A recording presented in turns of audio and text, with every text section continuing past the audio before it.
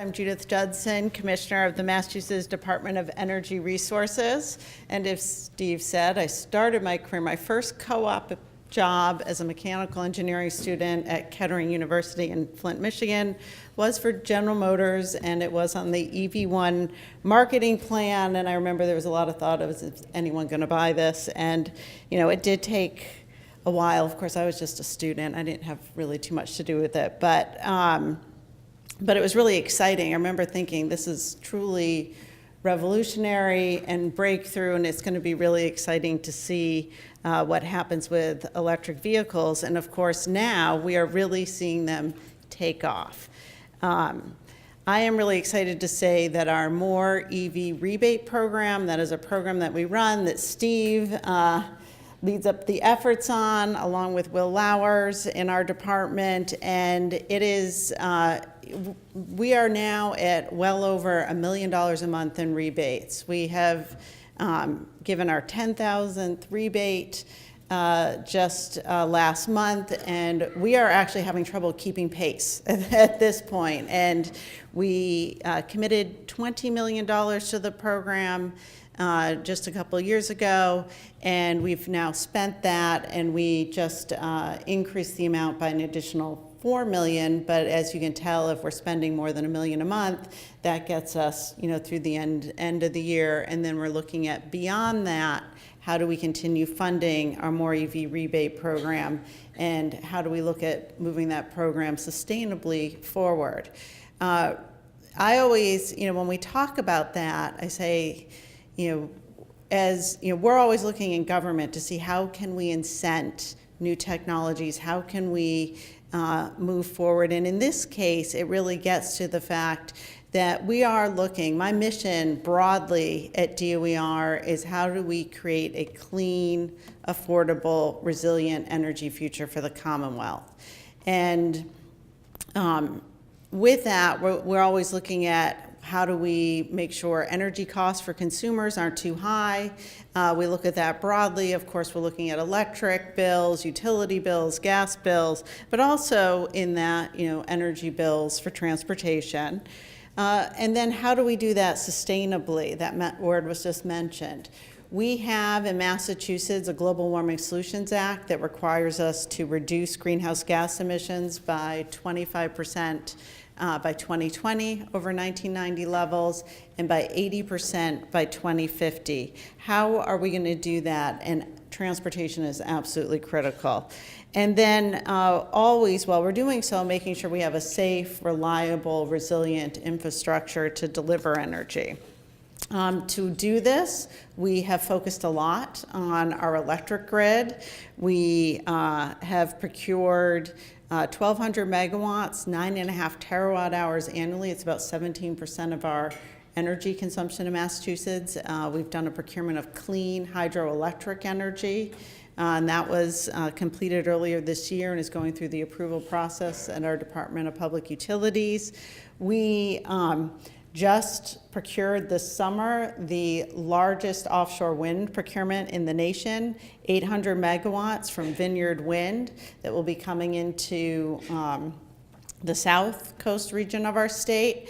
And I'm really excited about that. That is something that, again, new technology, it's taken some time to get there, but the price point we got for that procurement was much lower than we expected, showed the benefit of a competitive procurement and offering a long-term contract, but really it puts us on a very good path for having a tremendous amount of clean energy. We're expected with the offshore wind procurement, the hydro, we're also doing a solar program called SMART, where we're going to double the amount of solar. That's now moving forward. And with these initiatives, over half of our electricity generated in Massachusetts will be clean when these projects come online. So it is exciting. We're doing a lot in the electric sector. But when we look broadly at where our emissions come from, electric is just one portion, and it's a smaller portion because we've done a lot there. The larger portions are transportation and heating of buildings. So how do we tackle those? Well, we've had energy efficiency programs on the heating side. We've just got ranked the #1 state for the 8th consecutive year for our energy efficiency program. So while for those who have been in Boston and seen the amount of commercial expansion there, it is quite remarkable how much growth we're having, and yet we're reducing energy consumption from our buildings. And that is a critical component. But that third point, transportation, that is one of our biggest challenge. So we have seen, it's really the only area that we've seen actual increase in emissions, and it's something that we are continuing to focus on. So we're very excited by the work that you're doing. We are looking to promote alternative vehicles. Fleets are an absolute terrific way to do that. As said, we have our More EV rebate program that, of course, is targeted at passenger, smaller vehicles, but we're also looking at other things that we can do. Governor Baker has a Future of Transportation Commission that will be coming out with recommendations on December 1st. We have a zero emission vehicle commission that was set up that routinely meets to look at statewide policies for what we can be doing to increase zero emission vehicles. So I know there's people in the room, it's not just electric vehicles, it's hydrogen vehicles, it's other types of technologies, it's hybrid vehicles. We are looking at all the ways that we can increase adoption of cleaner transportation. We, through our Public Utilities Commission, have approved utilities to do charging infrastructure. And of course, we have had programs in partnership with our Department of Environmental Protection to fund charging infrastructure. One of the things, when I took this job, there was a lot of DOE data out there, and we were looking at what are the things we can do. And what we found is that one of the number one reasons someone will purchase an electric vehicle is if they know they have charging infrastructure at their workplace. So there is a definite focus on that, and I think it just makes sense. We worry about range anxiety, and I think people worry about getting to work, but they even more so worry about making sure they can get home from work. So we want to make sure we're funding workplace charging, and we're doing that. And of course, looking at this not just in cars or trucks, but also there's work that's going on our public transportation, on buses. We had an electric school bus pilot that we're looking at.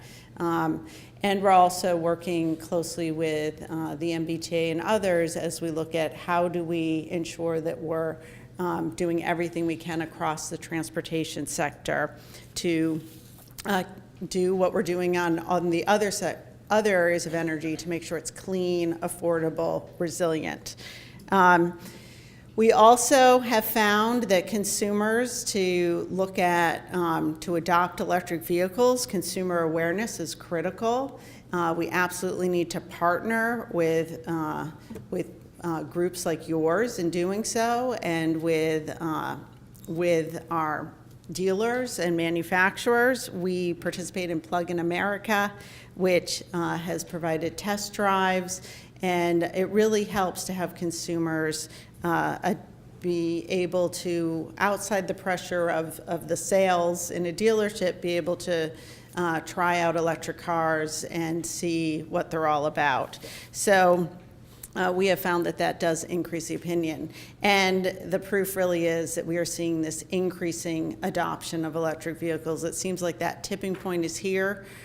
There's a lot of interest in clean vehicle technology, and I know a lot of that comes from this group here who's been working on this. I know Steve has for years and years and years, who has taken this from the point of when General Motors was doing the EV1 to where it is now, with Tesla being in the top 10 selling vehicles in the country. And I think there's just more to come. We're going to continue to work. We want to engage with stakeholders. And we're pretty excited about the future of transportation, about alternative energy for transportation. And on behalf of the Baker-Polito administration, just want to thank you for the work you're doing, and very pleased to be here and look forward to, I know Steve's going to be here all day, and Michelle, and look forward to hearing your thoughts in the panels and just continuing to work together on what we can do for a clean, sustainable transportation future. So thank you.